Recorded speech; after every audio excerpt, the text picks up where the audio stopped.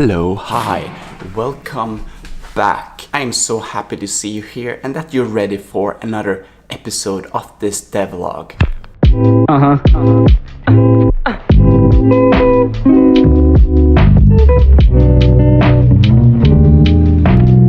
The game is getting bigger and maybe, who knows, it's also getting better. We'll see about that.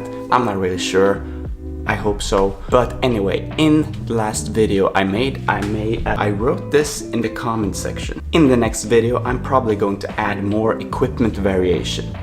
Now, that sounds like it's still a pretty good idea. The only problem is I really don't like sitting down and just churning out lots of content, whether that be pixel art or whatever repetitive task that I do for a long period of time. So in order for this video to also become maybe 12% more interesting and for myself to get some motivation, I am going to create a challenge. I'll have 20 minutes to make some research on historical equipment such as swords, armor, helmets, all that sort of things. And then I'll have 40 minutes to actually draw the pixel art and make some sprites for the game. So that's 1 hour in total, and that hour starts now.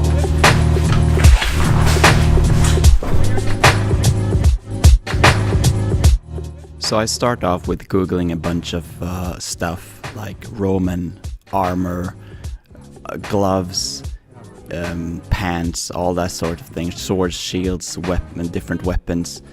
I tried to find some equipment from Gaul, as well as some Nubian and Egyptian equipment. Didn't find that much though, but I bring all of it into a Photoshop document and I just lay it out like this, and I'll keep this on my second monitor as I draw the pixel art. Some of these things look a bit Hollywoodish, but I'm not really that concerned with historical accuracy, to be honest. So I make this Gaulish sword, and then I make an axe, and you'll notice that all of the sword, different weapon types in the game are gonna have a pointy tip of some sort.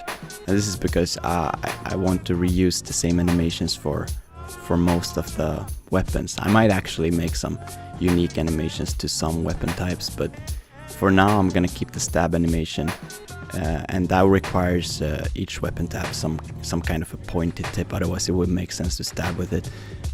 But I wanted to make the different weapon types because the blood stains on the weapons need to be differently sized depending on which kind of weapon it is. And you'll see this later when I play the game that the blood doesn't really fit when a mace or when an axe gets bloody.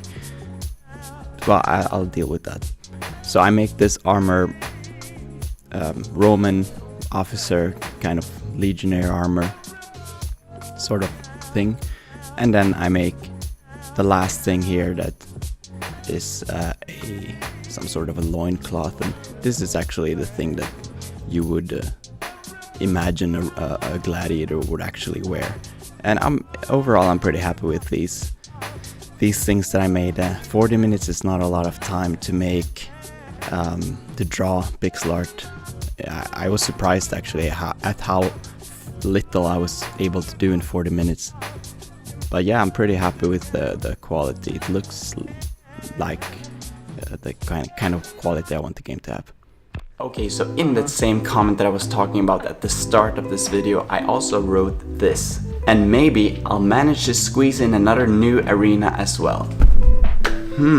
That sounds like another challenge. So I'll have 10 minutes to sketch a new arena, and then I'll have 50 minutes to model it. That's another hour, and I'm pretty sure I won't be able to finish it because I usually need a lot more time than that to make an entire arena, especially if I have to texture it as well. Anyway, 1 hour starting now.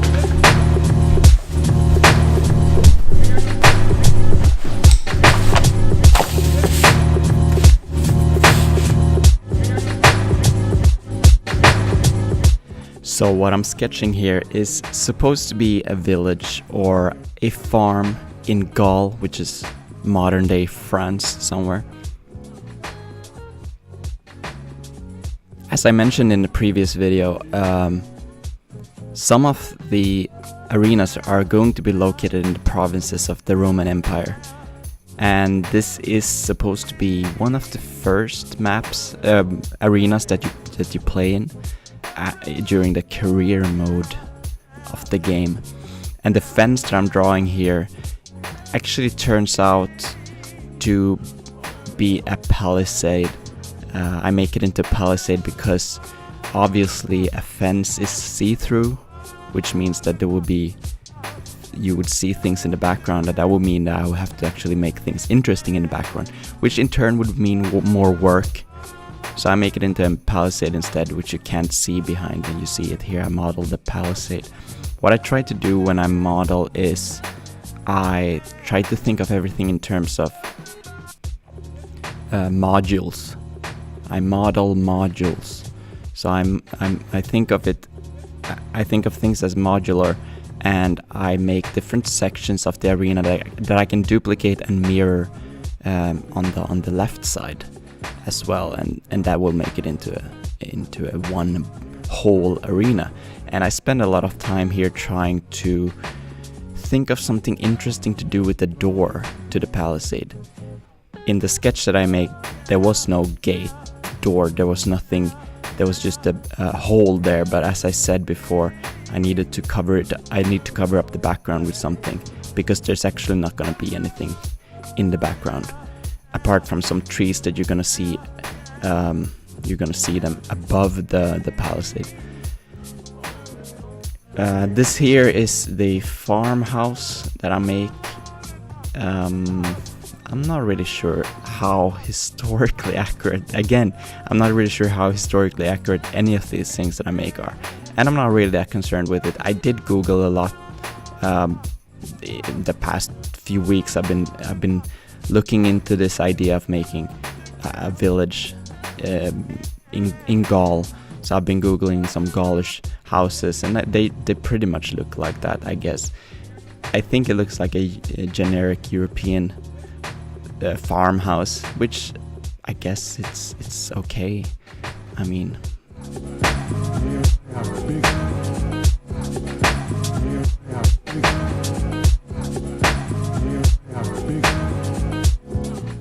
so I decided to add this edge loop at the bottom of at the edge of the arena, just to add some more detail and kind of distinguish between where the arena ends and where the background, kind of where the hill begins and where the hill that runs up towards the palisade. And then I also remake the door of the palisade again.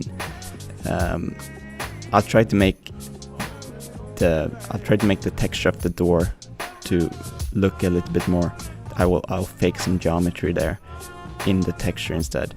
Finally, I just align the pivot points of all the different meshes, and then I bring them all into Unity here, as you can see, and I make sure that everything is in proportion, and it looks pretty okay, decent. I'm happy.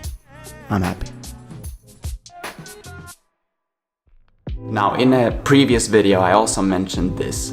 I'm going to make the arenas look less clean, because right now I think the style of the game is a little bit too colorful and happy for my taste. I know that I've said a lot of times that the art of the game, in my opinion, is a bit too happy and in certain ways, I guess, also silly. It's supposed to be a fun game, of course, and it's not a serious game by any stretch of the imagination, but at the same time I do want the art to be a little bit more dark and gritty, because I wanted to transmit the feeling that these are actually gladiators that are in a life or death situation. So what I'll do is I'll create a vignette to kind of bring the focus, the attention towards the fight, towards the center, you know, the gladiators fighting in the arena.